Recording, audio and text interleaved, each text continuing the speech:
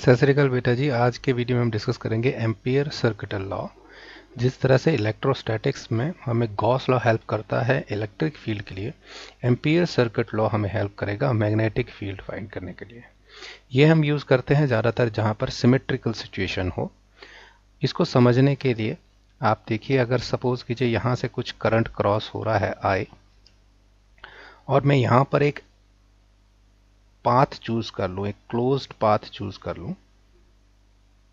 जैसे वहां पे गॉसियन सरफेस चूज करते थे, यहां पर एम्पियर लूप चूज करते हैं, एम्पेरियन लूप बोल देते हैं, यानी कि एम्पेयर की लूप ये चूज कर लें। और हम मैग्नेटिक फील्ड और ये जो पाथ है इसका एक डीएल लेंथ ले लें। डीएल इसकी डायरेक्शन बताने के लिए मान लीजिए मैंने सर्किट की डायरेक्शन इस साइड ली है, इस तरफ को जा रही है, तो डीएल की डायरेक्शन भी यही हो जाएगी। चाहे यहाँ करंट नहीं पास कर रहा है क्लोज पाथ में, बट हमने माना कि यहाँ पर डीएल की डायरेक्शन हमने मानी कि इस तरफ है, तो यहाँ पर कुछ मैग्नेटिक फील्ड होगी इस कंडक्टर के कारण। तो जो एम्पेयर सर्किट लॉ कहता है वो कहता है कि अगर आप यहाँ पर जो मैग्नेटिक फील्ड महसूस हो रही है उसका इसके साथ डीएल के साथ डॉट प्रोडक्ट ले लें और उसे इंटीग्रेट कर दें पूरे कंप्लीट क्लोज लूप के लिए, तो वो current multiplied by mu naught के बराबर निकलेगी। यानी कि अगर मैथमेटिकली देखें तो यहाँ पर क्लोज लूप में अगर आप डॉट प्रोडक्ट को ऐड कर दें मैग्नेटिक फील्ड और डीएल को, डीएल वेक्टर को, तो ये म्यू नॉट इंटू आई के बराबर निकलेगी। इसका मतलब है इंटीग्रेशन पर ये डालने का मतलब है कि क्लोज लूप में इंटीग्रेट कर रहे हैं हम, यहाँ से लेके यहीं पर ख़त्म कर देना है। तो ये जो लॉ है हमें हेल्प करेगा, ये जो इक्वेशन है ये हमें हेल्प करती है डिफरेंट सिनेरियोज में मैग्नेटिक फील्ड आसानी से कैलकुलेट करने में। जैसे एक एग्जांपल अभी लेते हैं, एक एप्लीकेशन अभी इसकी देखते हैं। Magnetic field due to infinitely long wire. Infinitely यानी कि बहुत लंबी वायर अगर हो और हमें बोला जाए कि मैग्नेटिक फील्ड निकालिए किसी पॉइंट आर पर, तो हम किस तरह से निकाल सकते हैं। तो मान लीजिए ये वायर है हमारी इन्फिनाइटली लॉन्ग। इन्फिनाइट दिखाने के लिए यहाँ पर हम डॉट लगा रहे हैं। देखिए उसी तरह से हो रहा है जिस तरह से गॉस लॉ में होता था, वायर को इन्फिनाइट दिखा रहे हैं और हमसे पूछा जा रहा है कि यहाँ पर बताइए, यहाँ पर इस पॉइंट पर मैग्नेटिक फील्ड कितनी होगी। तो हम सबसे पहले क्या करेंगे, इसको सॉल्व करने के लिए यहाँ पर हम एक एम्पीरियन लूप जो है वो यहाँ पर ले लेंगे। जिस तरह से वहाँ से गॉसियन सरफेस लिया जाता था, यहाँ पर एक लूप इस तरह से, ये सर्कल है पूरा इस तरह से। तो this is our Amperian loop या एम्पीरियन सर्किट बोल सकते हो इसे, एम्पीरियन लूप या सर्किट, क्योंकि एम्पीरियन सर्किट लॉ वहाँ से ही बना है। मान लीजिए इस लूप की डायरेक्शन जो हमें माननी पड़ती है, क्योंकि डीएल होगा हर जगह, यहाँ पे इन्फिनाइट डीएल होंगे, छोटी सी लेंथली डीएल, और उसकी डायरेक्शन ये मान ली इस तरफ मान ली।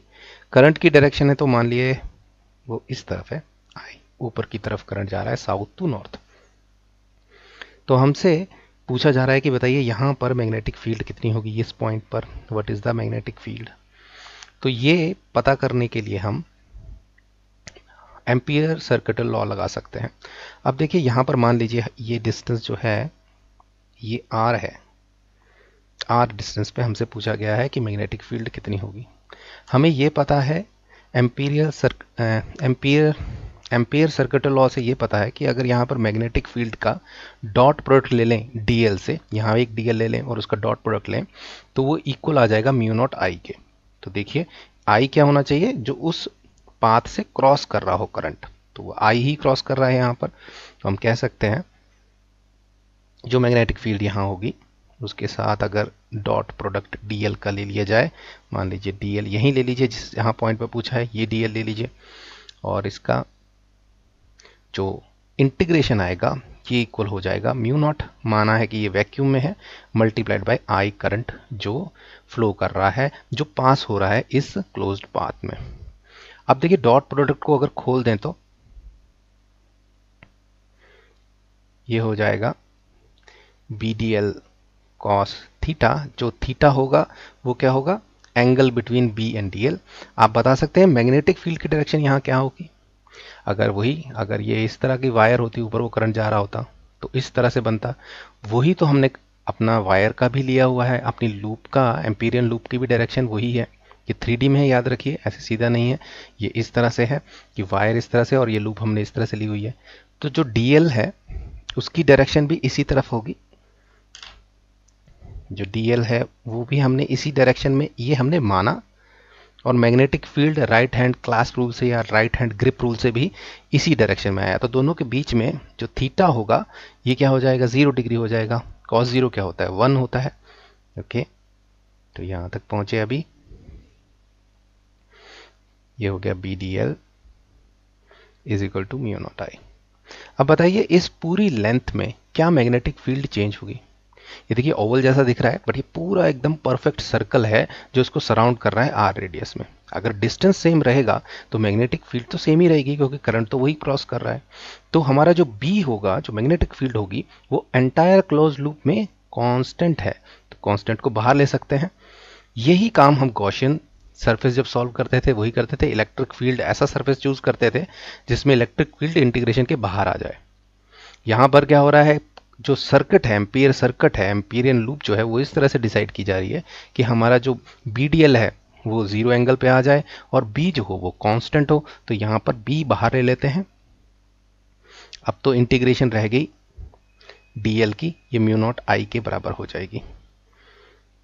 अब DL को अगर इंटीग्रेट करें तो क्या होगा, मतलब अगर ये छोटा सा DL है, इसको मैं पूरा यहाँ पर सर्कल में छोटे छोटे पार्ट्स में बांट के इकट्ठा करूँ तो वो क्या बन जाएगा, वो तो इसका पेरीमीटर ही हो जाएगा, इसकी सरकमफेरेंस ही हो जाएगी। अगर R रेडियस है तो सरकमफेरेंस कितनी होगी, 2πr होगी। तो यहाँ पे इंटीग्रेशन ऑफ DL की जगह मैं लिख सकता हूँ 2πr is equal to mu naught by I. अब हम निकाल सकते हैं what is the magnetic field. 2πr को वहां ले जाते हैं, mu not I divided by 2πr। तो देखिए कितनी आसानी से हमें सर्किटल लॉ ने हेल्प किया और सिंपल मैग्नेटिक फील्ड हमने झट से कैलकुलेट कर दी।